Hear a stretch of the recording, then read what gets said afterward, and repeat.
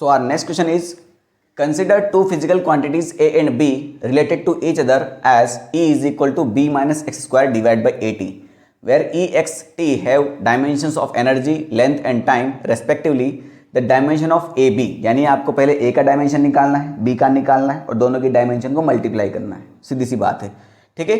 अब इसको देख लेते हैं हम। तो E is equal to B minus X square divide by AT. तो आई होप सभी ने प्रिंसिपल ऑफ होमोजेनिटी पढ़ा होगा।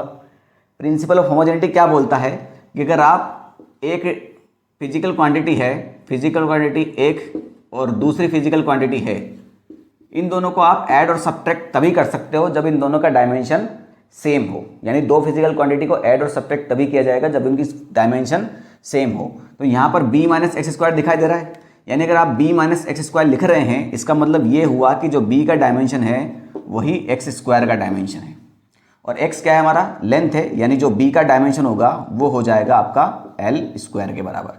तो b का तो टेंशन खत्म हुआ, बात समझ में आई।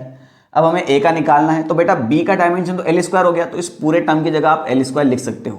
ये E एनर्जी है, तो एनर्जी का डायमेंशन आपको पता होना चाहिए। एनर्जी का डायमेंशन वर्क डन के बराबर होगा और वर्क डन होता है आपका फोर्स इंटू डिस्प्लेसमेंट, और फोर्स आपको पता होना चाहिए ml/t-2, ये रटा हुआ होना चाहिए फोर्स तो भैया, और L, तो एनर्जी का हो जाता है आपका ml² t⁻²। ये तो हो गया एनर्जी की डायमेंशन।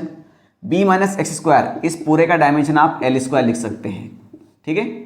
और AT, तो ये हो जाएगा A और T का डायमेंशन कैपिटल T, इसमें कोई डाउट नहीं। इस A को यहाँ लेके आ जाइए, इस पूरे डायमेंशन को नीचे लेके चली जाइए, बस। तो ये A का डायमेंशन निकल के आ जाएगा, बस आपको थोड़ा बहुत मैथ सॉल्व करना है और कुछ नहीं।